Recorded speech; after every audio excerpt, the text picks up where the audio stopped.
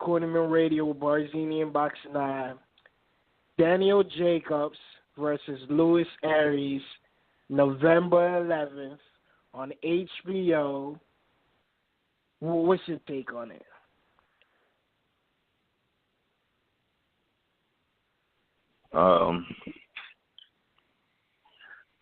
Yeah, Luis Aries tough. I mean, he earned this fight. I guess you could say, or maybe not. You could say too. But welcoming Danny Jacobs to Showtime. I mean, Luis Aries is tough though. He's a tough competitor, and one thing we all know about Jacobs, he is a top 3 middleweight. We all put him there.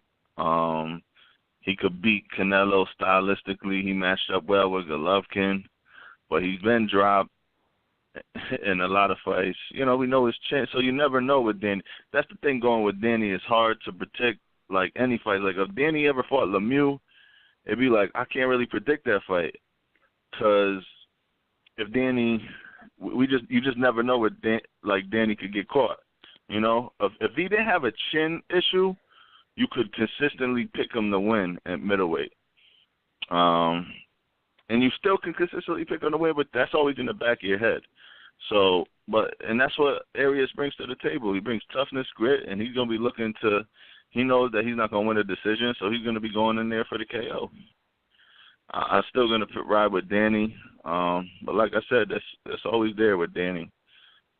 So we're going to find out. But it's a good fight. I like to talk about more Danny being on HBO, and, you know, if he gets past Aries, you know, what's the outlook? What's the landscape there? So that's my take on that. What's your take? I told Boxingeye, I told my boy Trap House, man, that Daniel Jacobs only has 2 choices. Was Luis Aries or Andy Lee.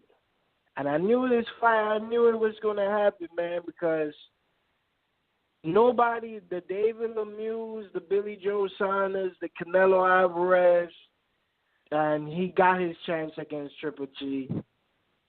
He blew it. You know what I mean? Black and white, I thought Jacobs did edge the fight, but at the end of the day, it's black and white on the record. Triple G won, so he missed his shot. I don't want to see no rematch. But at the end of the day, is those 4 fights for Jacobs, I knew he wasn't going to get. Now, Jacobs with Aries, man, is a good fight, man. It's a good fight against an undefeated guy to see if Jacobs is still one of the elite guys of the middleweight division, because he's going to prove himself again. You know what I mean? Like, Jacobs has only fought 3 tough opponents. The guy he lost to, Triple G, and Peter Quillen. Those are his 3 notable fights. Everything else, his whole record else is a bunch of unworthy fighters. So this would be a good win if Jacobs do win this fight. For Aries proving that he belongs in the middleweight division against these top 10 middleweight fighters.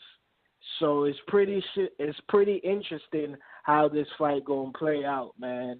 I'm gonna ride with Jacobs on this fight because he's been in there with the 3 top 10 middleweights, but Aries got something to prove. So I'm not doubting him, but hopefully Jacobs can keep that chin up and we can see him more against these top 10 middleweights, man.